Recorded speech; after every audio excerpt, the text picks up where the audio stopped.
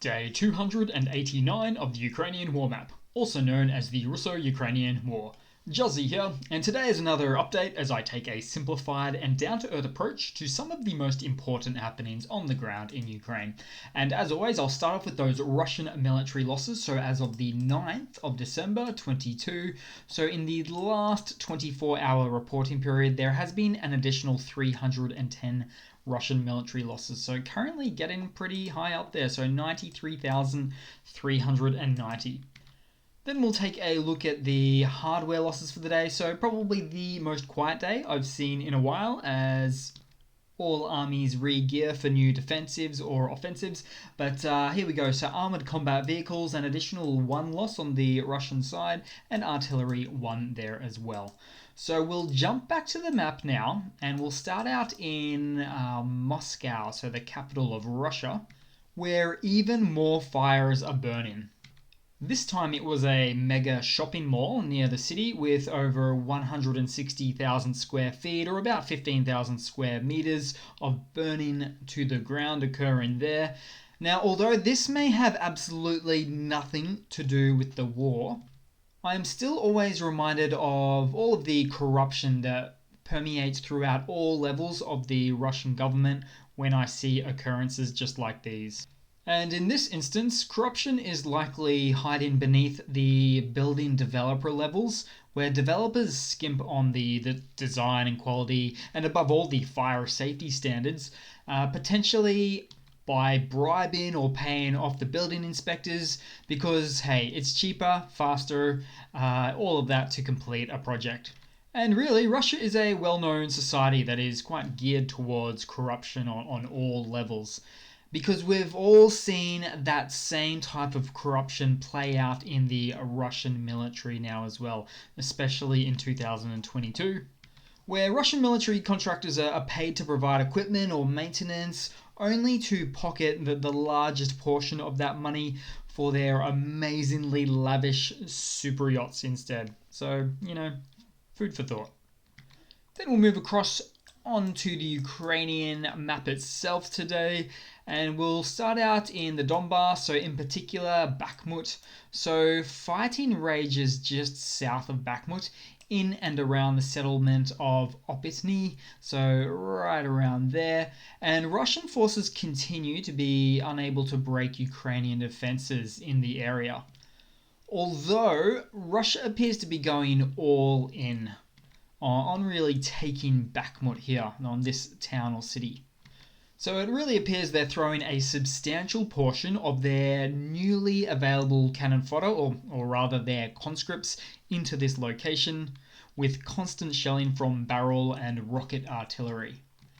And in fact, if we pull up the date map here, we'll see in the last day, so going back to yesterday first and pushing forward to today, I might zoom in so you can see that a bit better. So yesterday through to today, it does look like Ukrainian took some land back, which is somewhat true, but really it was land taken back from previous losses from a few days earlier. And in all truth, this location is pure hell right now for both sides. And saying that there is an intensification of fighting in this area is a huge understatement. So I really do concede that Russia could eventually take this town, but it would be at an enormous cost for the Russian army's manpower. In fact, it already has been an enormous cost. But as of this moment, it really looks like a very difficult location to make a call on right now.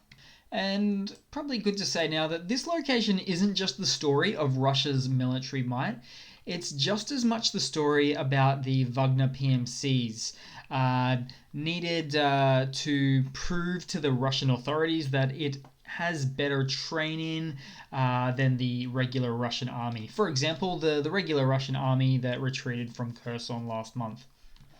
Then we'll move across down a little bit further to, say, the Zaporizhzhia Oblast. So it's been a busy day of news in this oblast. So starting off just outside the city of Zaporizhzhia itself, in the oblast of the same name, as a result of the impact of S-300 missiles, the road between two villages was destroyed. So big old hole in the ground there again. Now, Russia has a lot of these S-300 SAMS missiles. Only problem is they're sometimes woefully inaccurate for ground targets, which was never really their originally intended use. And you might be asking, hey Juzzy, well, why are they using them? Well, it's really one of the few or only long-range missiles that Russia has in great numbers. Then moving on to the Russian occupied region of Zaporizhzhia. So take for example right here in Ahoda. So right where the Zaporizhzhia nuclear power plant is, Russian occupied nuclear power plant, I might add, where the Russian army has placed Grad rocket launchers next to the power plant itself. Again, this is a bit of a dick move designed to hit the river adjacent town of Nikopol, as you can see right there. And also to be shielded from any return fire because the way that the Russian forces are stationed there, smack bang right at the power plant, the nuclear power plant, of course. And now for some of Ukraine's actions in the Russian-occupied Zaporizhzhia region. So the AFU struck many locations and inflicted significant damage within the last 24 hours, including locations like that of Tokmak, Berdyansk, Melitopol, Poloy, Vasilivka, and even a handful more locations too. And I would say right now, Zaporizhzhia is one of Ukraine's most offensive, action-driven locations, probably even more so than that of Svartova up in the northern Donbass area there. I can just tell there's a lot of high precision, high range things like HIMARS or Excaliburs or a whole plethora of other options that Ukraine has now, just stationed outside the border of the border of the front line, that is, somewhere. Then we'll move across here to the other front lines. So we have the Kherson region and Oblast here.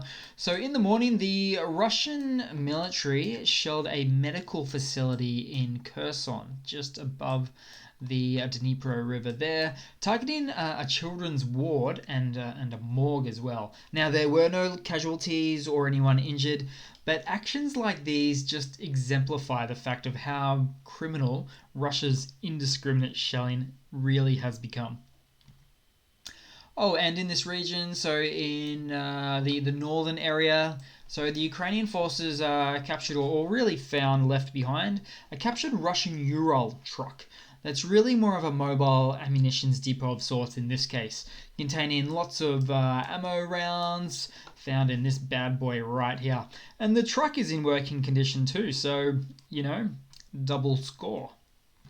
Then we'll move across to the adjacent Mykolaiv region and the city in particular, where there was a bit of damage as a result of Russian shelling.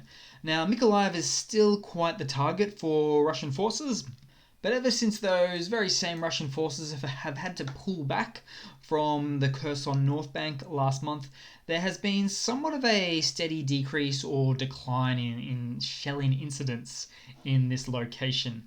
But of course, one is always one too many still.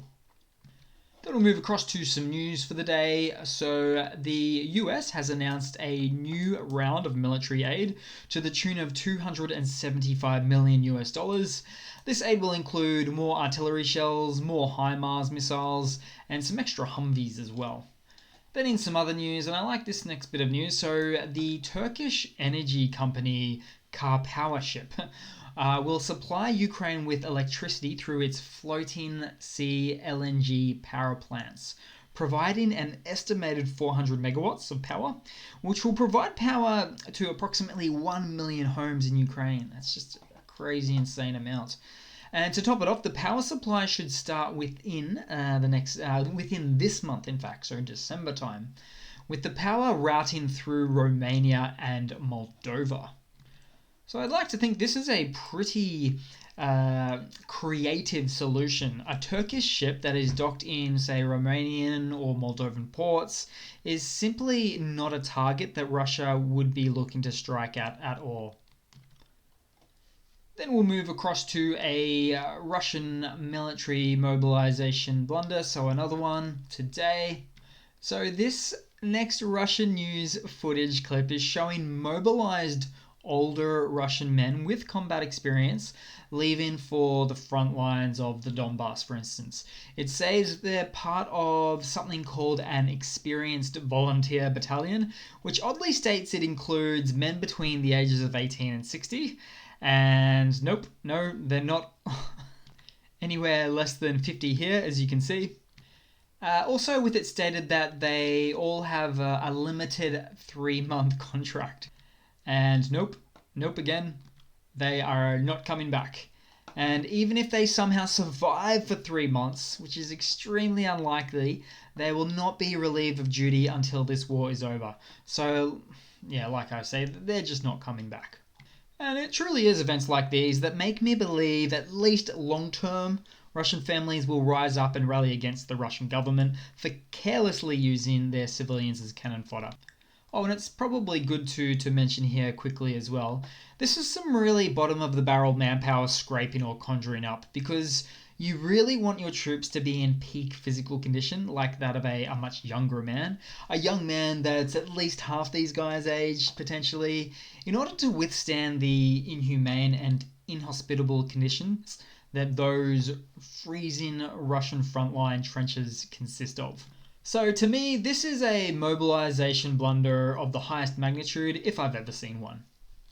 And then just a bit of a quick funny to round it all off with today, guys. So you do hear of drunken Russian soldiers on the front lines a lot in this war, but you might be wondering how they obtain the stuff. So this is a video here of, stealing, of course, from a liquor store in, for instance, the Donbass or Crimea, just before they hit the front lines. They steal or buy vodka to take that much needed edge off from the stress of the front lines. So that's it for today, guys. Thanks for watching. Please leave a comment, subscribe, hit that like button. Thanks again for all of your support, and I do hope to see all of you guys there in the next one. Cheers.